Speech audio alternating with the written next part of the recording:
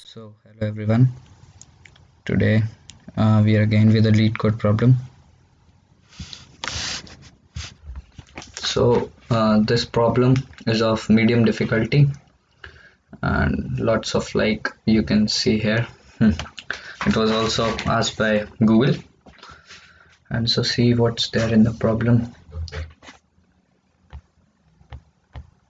So given an array of non-negative integers you initially positioned at the first index of the array, each element in the array represents your maximum jump length at that position. So we have to determine if you are able to reach the last index. So if we are able to reach the last index from the first index, then we have to give an output that is true, else we have to return false. It's a boolean function that is given to us can jump. So let us look at the first example. Here I've taken this array. So at starting we are at index 0 and the value given is 2. That means the maximum jump that we can make from this index is 2. So it's the maximum jump we can take, either 1 or 2. So from 2 we can either go to 3 or we can either go to 1. Let's suppose we go to 3, then from 3 we can make a maximum jump of 3, or we can go to 2 or we can go to 1. So let's suppose we took the maximum jump, and that's how we reach the last index. So as we can reach the last index, so the output returned is true. Whereas in example 2, let us see example 2.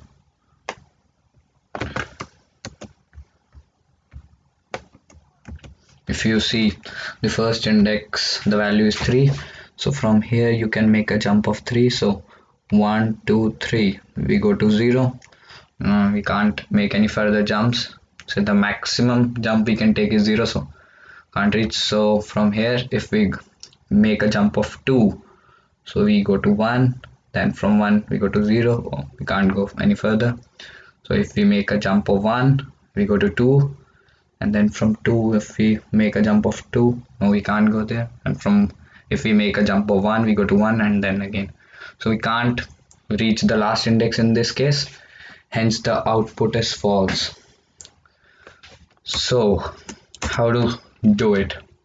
Like how can we know that how much we have to jump? Either we have to go for the maximum 3, or we have to make a jump of 1 or 2. So how to determine exactly what length you have to jump?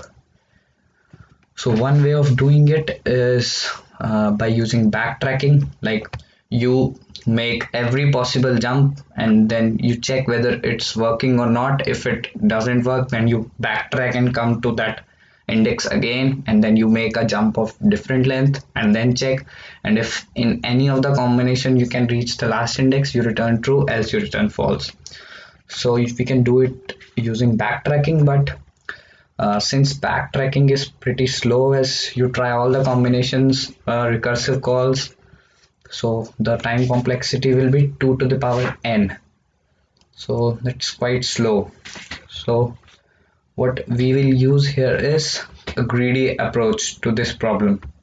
Like just to brief what a greedy algorithm is, it is a strategy that makes the optimal choice at each stage. So at each stage we look for the optimal choice that can be done.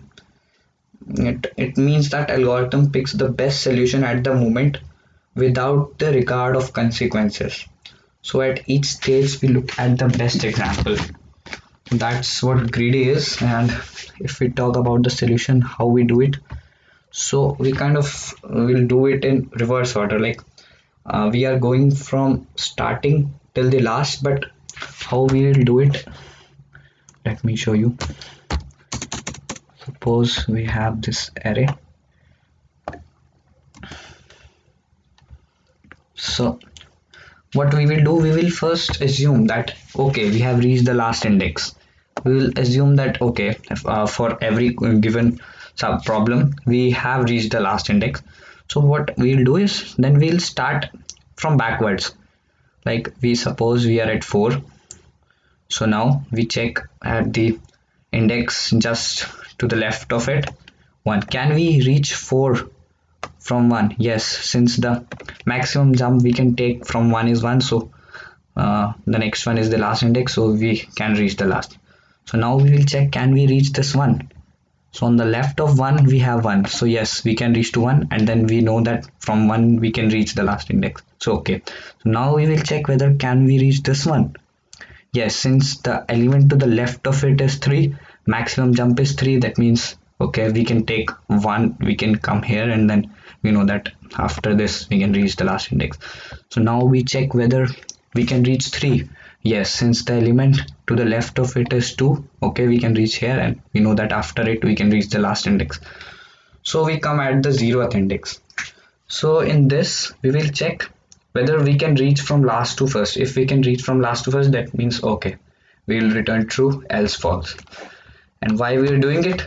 Just because it's the optimum solution. We'll do it in O to the big O of n and constant space. So how to do it? Let's code it. So we'll take an integer that in final index that will be initialized to the last element first. That means we assume that we are already at the last index. So we'll assume last index is num dot len minus 1. That's the last index.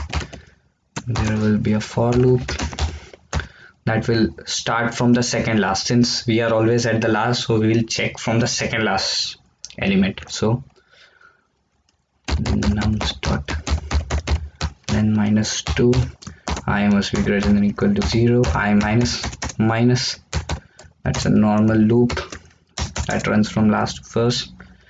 And then is the main condition: if the index at which we are plus the value at that index is greater than or equal to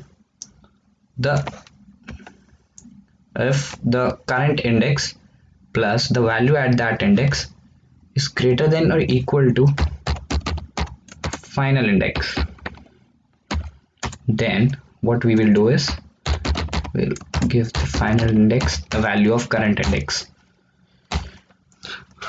And in the end we will check, we'll return the final index equal to 0.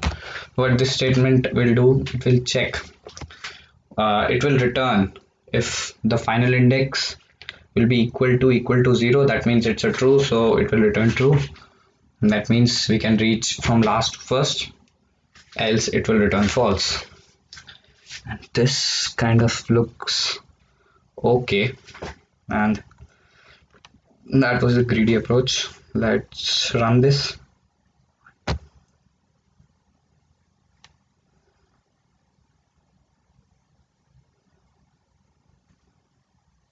Accept it, submit it.